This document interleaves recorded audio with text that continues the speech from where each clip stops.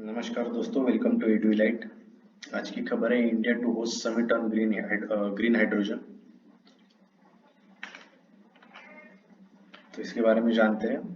तो ये जो सम्मेलन होने वाला है, ये 2 दिवसीय सम्मेलन होगा 22 जून 2021 और भारत इसे होस्ट करेगा, जो कि एक इनिशिएट जिसमें बात करी जाएगी ग्रीन हाइड्रोजन इनिशिएटिव्स के बारे में।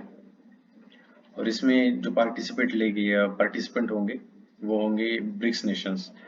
तो आइए जानते हैं ब्रिक्स नेशंस के बारे में। तो और इसे होस्ट जो करेगा इंडिया में, वो इंडिया का लार्जेस्ट पावर प्रोड्यूसर जो है एनटीपीसी लिमिटेड वो करेगा। तो ब्रिक्स के बारे में जानते हैं। ब्रिक्स का जो पहला सदस्य राष्ट्र वो है ब्राजील, दूसरा है रशिया, तीसरा है इंडिया, चौथा है चाइना और पांचवा है साउथ अफ्रीका। तो ब्रिक्स की जो स्थापना हुई थी, जो इस्टेब्लिशमेंट है ब्रिक्स की जो इस्टेब्लिशमेंट है वो जिम ओनील ने करी थी।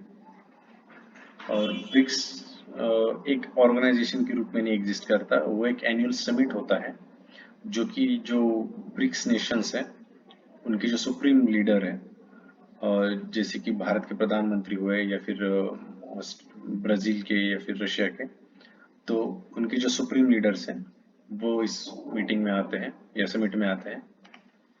तो इस समिट का इम्पोर्टेंस क्या है? ब्रिक्स नेशन जो है वो चर्चा करेंगे हाइड्रोजन के भविष्य के बारे में, जो कि यूज होगा एनर्जी में, और किस तरह से हम ओवरकम कर सकेंगे जो एनर्जी नीड्स है on the minerals and other things. और पैनल में डिस्कशन होगा on the ideas of integrating hydrogen in overall energy policy framework, जो कि आने वाले समय में यूज कर सकेंगे एज एन एनर्जी। तो सम्मेलन के पहले दिन प्रत्येक राष्ट्र के प्रतिनिधि हाइड्रोजन की उपयोग और उनकी भविष्य की योजनाओं पर, मतलब उनके देश की जो भविष्य की योजना है हाइड्रोजन को लेकर, उनकी तरह से पहल साझा करेंगे। और दूसरे दिन कार्यक्रम के वक्ता हाइड्रोजन पर विकसित विभिन्न तकनीकों की प्रासंगिक तथा अपने देश के लिए उनकी प्राथमिकताओं को साझा करेंगे। तो हाइड्रोजन के बारे में जानते हैं। ग्रे हाइड्रोजन क्या होता है?